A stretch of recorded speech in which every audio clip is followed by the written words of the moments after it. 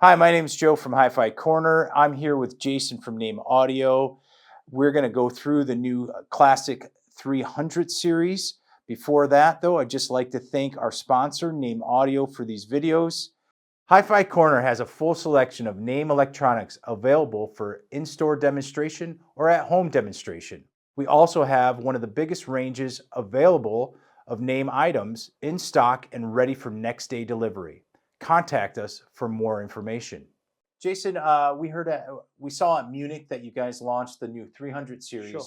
This, of course, is the new Classic 200 series, but could you talk us through what we can expect from the new Classic 300 series? Sure.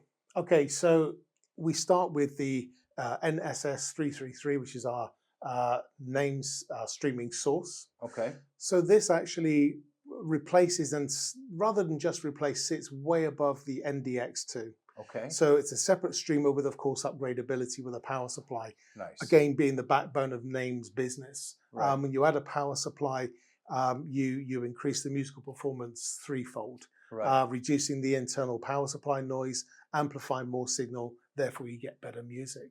Right. We've also incorporated an analog preamplifier called the NAC 332. Okay. And this preamplifier has a difference in that it's our first high-end preamplifier with a built-in power supply. Right. So you're no longer required to have a high cap like the ones of yesteryear. I mean, Sure. I hate to use that term yesteryear because that's they're still very current. They're still very good products. But they were designed 20 years ago. A 252, you'd have to get a super cap. Yeah. You know, so now you're saying with the new NAC 332, we wouldn't need to buy, say, the NPX 300. No. But we could later on upgrade to it. Upgrade and add it into the system later. Nice. So by doing this again, you turn off the internal transformer. Right. You amplify even more signal, even less noise, Yep. and the music becomes much better again. It's always an improvement, isn't it, with the external power supplies? Absolutely. It's always, every time you add one. Yeah. A lot of people in our that would come to our shop, they talk to us about, oh, why, what can I get from adding the high cap or a super cap? Of course, now they're asking about the NPX 300. What can I get from adding that to my new Classic 222? And it's like, well, have a listen and see if you think it's worth it. Yeah, sure. 9.9 times out of 10, it's always worth it. I think so. I think Naim actually, if it's demonstrated properly and somebody brings their favorite piece of music, it sells itself. Yeah. And it's optician's time. It's better or worse. They drop lenses in. You don't know what those lenses are doing, but you say, I can see again. Yeah. Or it sounds better or it's not so good. Yeah. So yeah, actually, power supplies, if you speak to any decent audio engineer, they'll tell you it's a good third, at least a good third of what you end up listening to. Okay, so whether it's the internal power supply or an add-on external, that component needs to be as correct as the front end section of the system itself. Yeah, that makes sense. Yeah, I mean the NAC 332, the internal volume control again is that carbon copy of the statement volume control. That's awesome. With the 222, you can imagine there's size constraints, so we have to shrink things. So there's a lot of surface mount technology, which is great, but it does run into some problems where surface mount technology does rest across the board, whereas discrete components, we actually bend like a suspension into the components, into the wire legs, so they hover above the board, which means that as a board becomes warm and vibration from your loudspeakers hit the products, they don't actually go bouncing through the components. So your components are much quieter. Again, they're hovering above the board and become decoupled, which gives you, again, a much better musical integrity. So the volume control still isn't quite the statement one, as you can imagine, but it does use discrete components rather than just 100% surface mount technology. That's awesome. It uses, of course, balanced output, balanced impedance.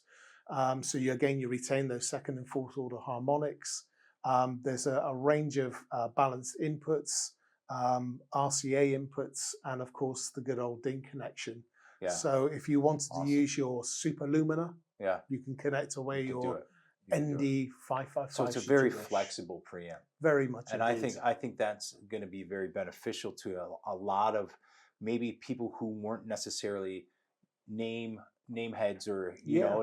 name audio files, Yeah. and they're going, well, what does that sound like now that I Yeah. can hook it up to my two favorite power amplifiers? Exactly. And that's awesome in my book. That's awesome. I mean, where it's become very relevant is that a lot of audio manufacturers seem to be moving away from pure analog preamps. And Yeah. a lot of people still believe it's important to them. Yeah. And we believe it's important in the change. I'm one of those people. Yeah, me Yeah. too. One of those people.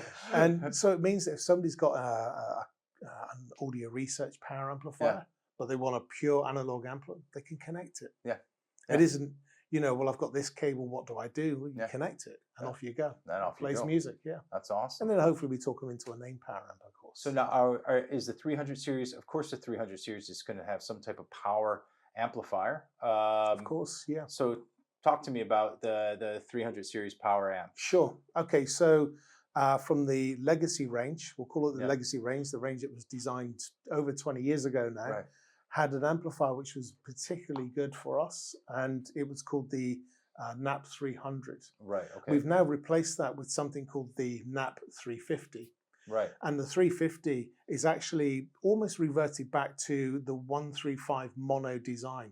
Okay. So where we shared one power supply for left and right channel, we now have a huge regulated power supply per mono block.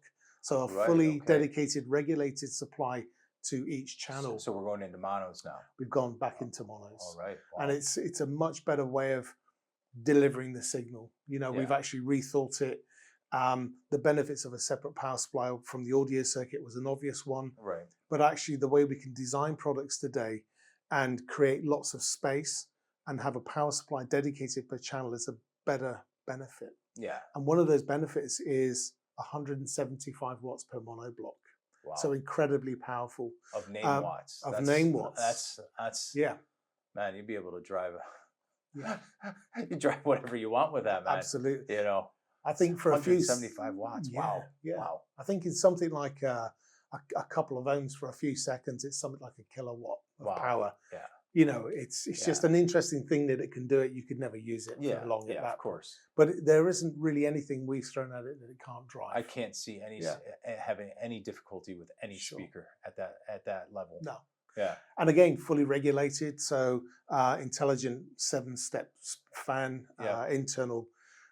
We have to say, I'm going to say this for the camera, but we nickname it the bike shed. So anyone that sees where you park bikes in hospitals or schools, you've got this current. There's an additional heat sink which actually draws the heat away from the boards much more efficiently. And again, you get better musicality, less distortion. Yeah. And again, it's fully balanced input. So you come out of your balanced impedance preamp into your balanced power amp, and you can have your power amps, if you wish, behind each speaker with 2, 10 or 15 meter cables. Just adding to that flexibility. Yeah. So if I have a favorite preamp, but I'm looking for some power amplifiers. Yeah. And I'm like, oh, you know what? I've never listened to name power amplifiers. I could just throw those on, couldn't I? Absolutely. If I had balanced outputs. Yeah. Yeah. Awesome. And before it was something that was quite difficult, or people thought they shouldn't really do. But we're encouraging it because we want people to get a bit of name in their systems and see what it does to their music. Because it can. And I've done this before. I've mixed and match. Yeah. And what we're always trying to do within a hi-fi system is create synergy between all the components within that system. Yeah. And I found that, for example, we talked about this earlier in another video, that I use this 250 with a pair of powered speakers, and that the synergy between that and the ATCs that I used with it was absolutely stunning. Yeah. And it was stunning. And before, I would have never considered that, just simply because of the connectivity issues that you would have had before. But now that I got balanced, I can just easily try it out and go, oh wow, actually that works amazing. And you can do that now again with either the classic 250 or the new classic 350s. And that to me is that's great. I really like that idea. Yeah, I mean this whole range was based around first of all sound quality, enabling the existing name customer base to be able to integrate these products, but actually being far more flexible and having all of those barriers removed. So there's less objection.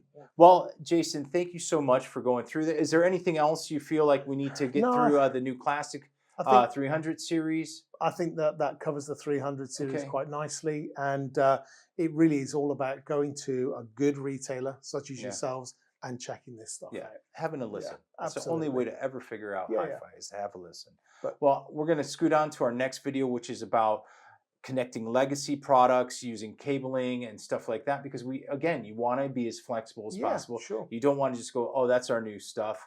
That's it. You got to buy all new kit. We want to be able to Yeah. incorporate what we love of our old kit with our new kit. Yeah. So we'll get into that. But for now, guys, thank you so very much for watching.